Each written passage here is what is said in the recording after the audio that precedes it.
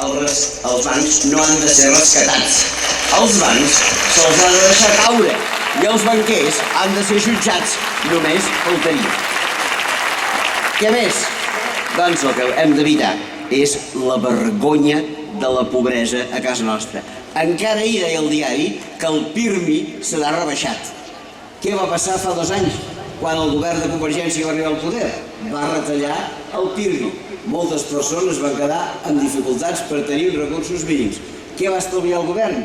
55 milions d'euros. I què va fer al mateix moment el govern? Va anul·lar l'impost de successions d'aquells que són rics i va deixar de cobrar 55 milions d'euros. Això no és exactament el que s'ha de fer. Hem de canviar una mica l'estructura social. Què més hem de fer? Les comissions ens diuen treballar perquè tothom tingui un habitatge digne, treballar amb la sanitat. No parlaré de totes aquestes coses, ja tenim gent que en parlarà, però permeteu-me que sí que digui, el moment ho exigeix, quelcom en favor de l'educació pública, l'educació menys centralitzada, l'educació en català.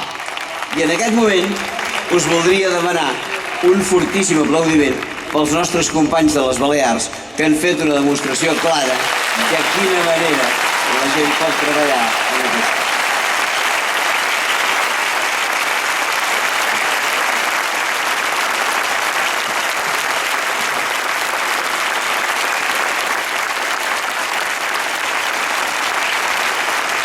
Què més volem? Volem que aquesta societat sigui oberta i que sigui oberta per tothom. Nosaltres tenim un sistema econòmic que l'hem fet nosaltres, potser no els que estem aquí, però vull dir que no és un sistema econòmic que hagi vingut del cel, ni és un sistema econòmic que sigui incanviable. És un producte de les mans humanes, és un producte de decisions humanes. I això, que és producte de les nostres mans, que és producte de mans humanes, ho posem a dalt d'un pedestal, ens agenollem al davant i permetem que ens exigeixi sacrificis humans. Aixequem-nos.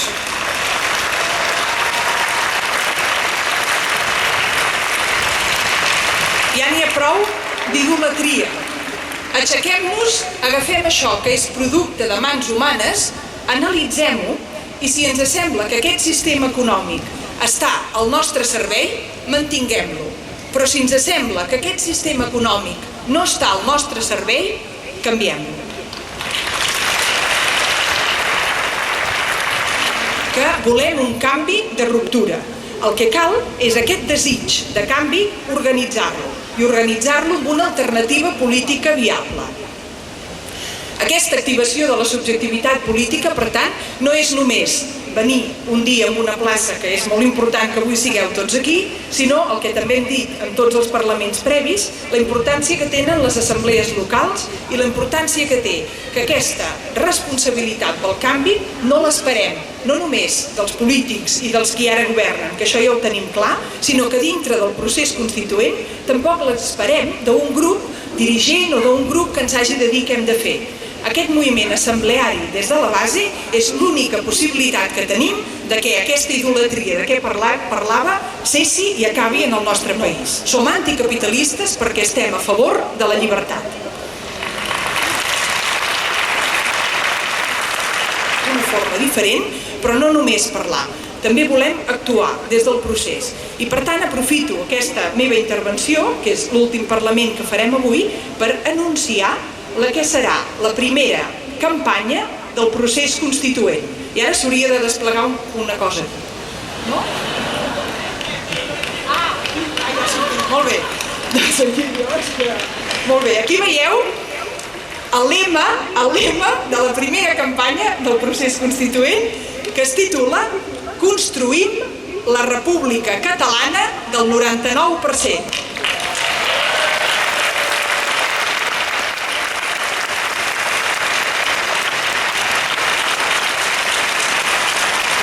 Construïm la República Catalana del 99%. Molt important aquesta primera paraula, construïm. La cosa, no cal que us ho digui, però deixeu-m'ho dir, la cosa no fa baixada.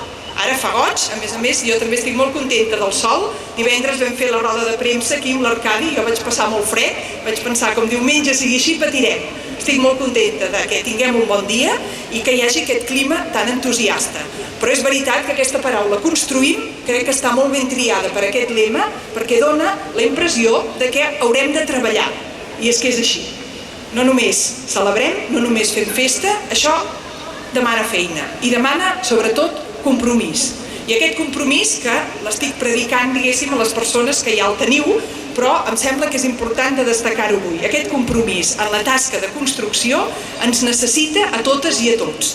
I necessitem també a les persones que avui no han pogut estar aquí, però que vosaltres, en els vostres pobles i barris, cadascú a la seva localitat, sap com fer-ho per